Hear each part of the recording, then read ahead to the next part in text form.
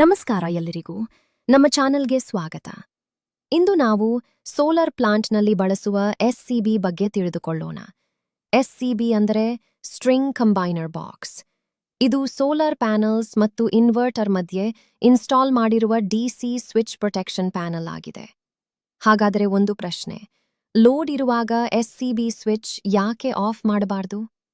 Solar ಸಿಸ್ಟಮ್ನಲ್ಲಿ DC current continuous ಆಗಿ flow ಆಗುತ್ತದೆ. ಎಸಿ ಕರೆಂಟ್ ಹಾಗೆ ಡಿಸಿ ಕರೆಂಟ್ ಝೀರೋ ಕ್ರಾಸಿಂಗ್ ಆಗುವುದಿಲ್ಲ.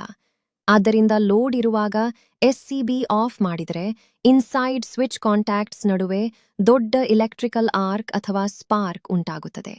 ಈ ಆರ್ಕ್ ಕಾರಣದಿಂದ ಎಸ್ಸಿಬಿ ಸ್ವಿಚ್ ಡ್ಯಾಮೇಜ್ ಆಗಬಹುದು, ಫ್ಯೂಸ್ ಮತ್ತು ಕಾಂಟ್ಯಾಕ್ಟ್ಸ್ ಬರ್ನ್ ಆಗಬಹುದು, ಫೈರ್ ಆಕ್ಸಿಡೆಂಟ್ ಆಗಬಹುದು, ಇನ್ವರ್ಟರ್ ಫಾಲ್ಟ್ ಬರಬಹುದು, ಆಪರೇಟರ್ಗೆ ಶಾಕ್ ಅಪಾಯ ಉಂಟಾಗಬಹುದು. ಡಿಸಿ ಆರ್ಕ್ ತುಂಬಾ ಡೇಂಜರಸ್ ಆಗಿರುತ್ತದೆ, ಏಕೆಂದರೆ ಅದು ಸುಲಭವಾಗಿ ಸ್ಟಾಪ್ ಆಗುವುದಿಲ್ಲ. ಅದರ ಕಾರಣ ಸೋಲಾರ್ ಮೇಂಟೆನೆನ್ಸ್ ಮಾಡುವಾಗ ಮೊದಲು ಇನ್ವರ್ಟರ್ ಶಟ್ ಡೌನ್ ಮಾಡಿ, ಲೋಡ್ ರಿಮೂವ್ ಮಾಡಿ, ನಂತರ ಮಾತ್ರ ಎಸ್ಸಿಬಿ ಸ್ವಿಚ್ ಆಫ್ ಮಾಡಬೇಕು.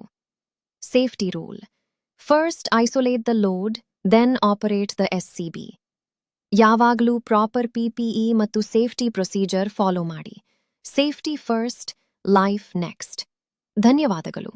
ಇಂತಹ ಸೋಲಾರ್ ಮತ್ತು ಎಲೆಕ್ಟ್ರಿಕಲ್ ಸೇಫ್ಟಿ ವಿಡಿಯೋಸ್ಗಾಗಿ ಲೈಕ್, ಶೇರ್ ಮತ್ತು ಸಬ್ಸ್ಕ್ರೈಬ್ ಮಾಡಿ.